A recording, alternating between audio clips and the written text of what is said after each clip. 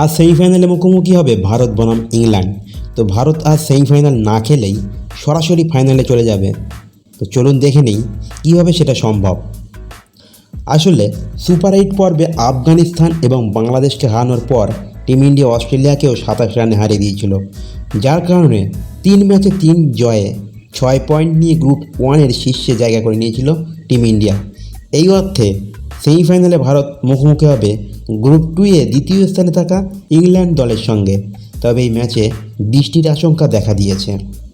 27 June গায়ানায় Bharat ও ইংল্যান্ডের মধ্যকার semifinal ম্যাচটি অনুষ্ঠিত হবে, যেখানে আবহাওয়া দপ্তর জানিয়েছে 27 জুন প্রায় 90% বৃষ্টির সম্ভাবনা রয়েছে।